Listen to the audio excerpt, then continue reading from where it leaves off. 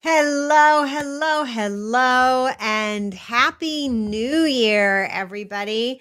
I've had a lovely full 2 weeks off, and it is really, really great to be back with all of you. 2025 is going to be an interesting year. If you're here with me live in the chat, please say hi. Let me know who you are. And I will try to say hi back while I do this. If you're watching the recording, you can also say hey in the chat and ask any questions that you have about today's topic. So I'm just going to, which is about having better meetings in 2025. So let me just give folks a moment to join in. And we will get going here in just a few seconds. Hello, nonprofit leaders. So today I want to ask you, have you ever felt frustrated with meetings? Are they too long? Are they unfocused? Could they have been an email? Do you feel like you waste a lot of time in meetings? If so, today I'm going to show you how to keep your meetings on track, ensure clear outcomes, and make sure that you are using meetings for the right things that move your organization forward and have meetings that respect everybody's time and that people love. All right, let's talk about a couple things here. First of all, when you set a meeting, I recommend that everybody have at least one standing weekly staff meeting. If you're larger, you can have a weekly meeting kind of within departments or cross-functional teams, however you've organized, so that you can have some smaller group meetings as well. They should be as short as possible to get the work done. And you should be very dedicated to keeping the time of the standing meeting. What do I say? Honor the time, right? So if it is a 30-minute meeting, always stop at 30 minutes. If it is a 1-hour meeting, always stop at 1 hour. If it is a 15-minute weekly meeting or daily meeting, always stop at 15 minutes. This is huge so that people can come and count on their time being respected. So, and I realize before I go into the rest of the tips, I want to talk about why we should have meetings and why meetings are still important.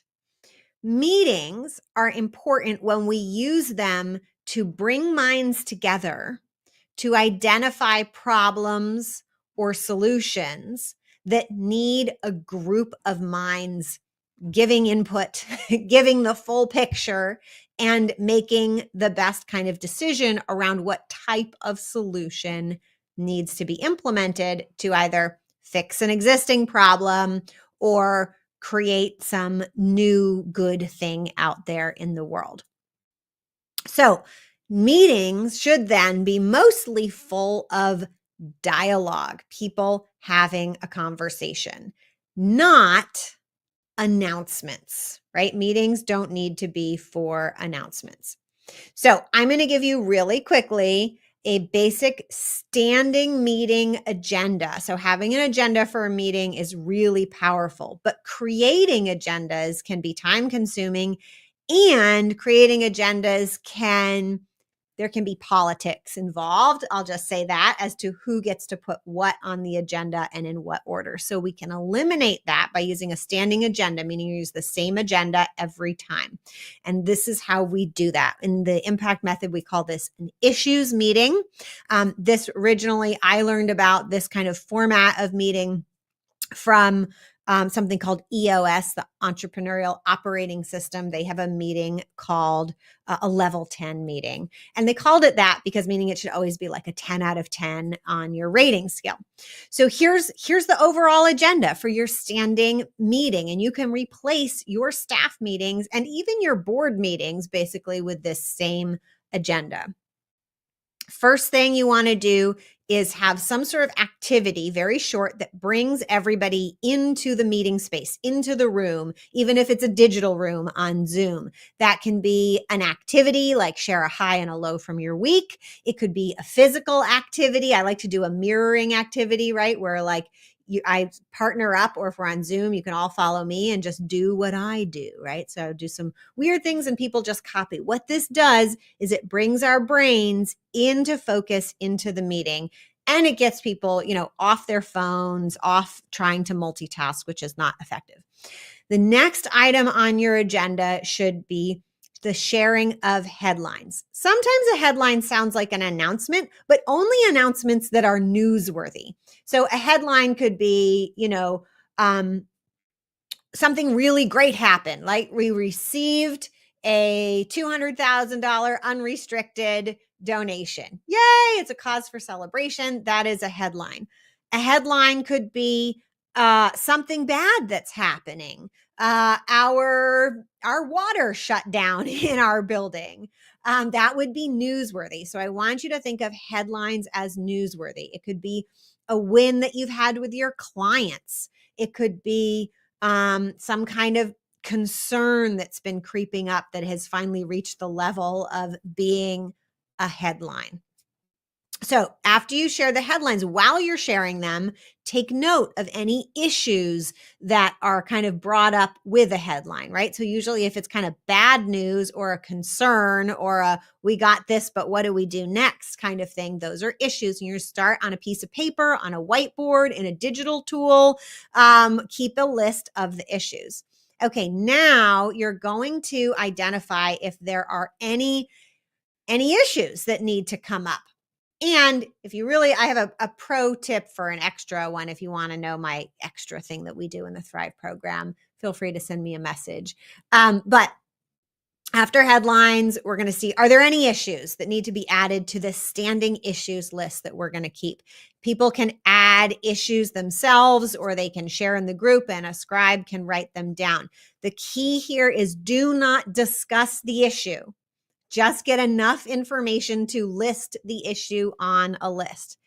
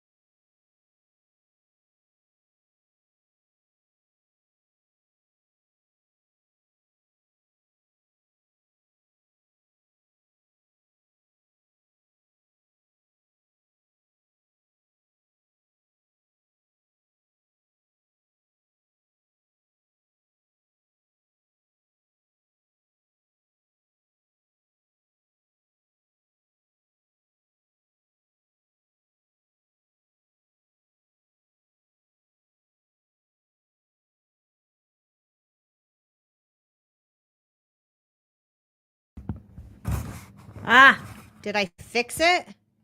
Let's see. Can you hear me? Let me know. Can you hear me now?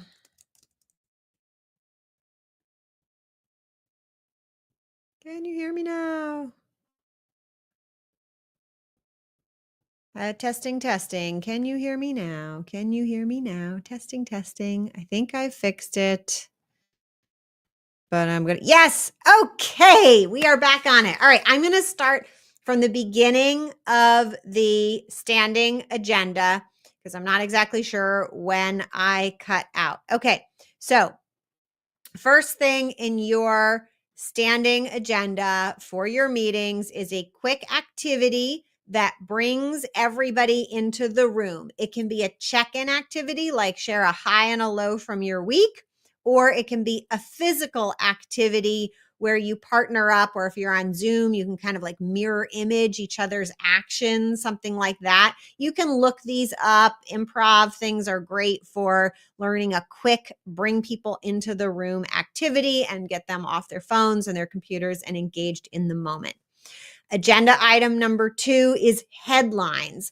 These can sound like announcements, but only announcements that are truly newsworthy. So not like everybody remember to sign the permission slip or the new HR form, not a headline. We just got a $200,000 unrestricted donation. That's a headline. A headline could also be bad news or things that people are really worried about, a situation that's evolving that could be really bad. Like the state just put in a new regulation that may affect how we deliver our programming. Or you could have a headline about how your clients are doing, either a win or a frustration, right? These are all great headlines. Pro tip for those funders in the room, fundraisers in the room, development directors and such, you can use headlines to fill a weekly email to your supporter base. Okay, so after headlines, you want to check for any issues that people are experiencing with their work. And you're going to put those issues on a running issues list. You can keep it in a Word doc or a Google doc or on a whiteboard. We use a tool called ZenKit where we have a whole structure for these meetings with my clients where we keep an issues list in there, but basically you're just going to keep a list of issues. It's going to be the same document or whatever you're using from meeting to meeting. While you're listening to your headlines as well, you can add any issues that appear then. So you're going to fill up with any issues on that issues list, any new issues that need to be added. And you could take a quick moment if you've been doing this regularly to delete any issues that are no longer relevant, but don't spend a lot of time doing that. Do not discuss the issues, just share enough information to list the issues. Okay, so after you have a list of the issues as a group, you're going to pick the most high priority, important one. Try to go for a quick consensus or a sense of the room, what people are leaning towards. If it's not coming readily, the executive director or anybody who is really in a relevant overseeing position, like an operations director too, could just make the decision and say, okay, this is going to be the highest priority one for today. All issues will get addressed in priority order, and all issues get to be on the list, so nobody's getting forgotten. Okay, step 3, you take that highest priority issue and first you discuss it to fully understand the issue. Everybody and anybody can chime in. Even if it's not related to their department, they may have an opinion or an insight about why this issue is an issue. An activity I like to teach folks is the 5 whys. Why is this an issue? And then you answer that question. And then you ask of the answer, why is that an issue, right? So go deep until you've really reached the core of the issue. Now you can discuss what the solution will be. You don't have to design the whole solution. You just have to, as a group, come up with a solution that everybody thinks is a good idea. And then you assign implementing that solution to somebody in the group. They're going to be in charge of implementing the group, or they can volunteer, right, to be the person in charge of implementing the solution and roughly when the solution should be implemented by.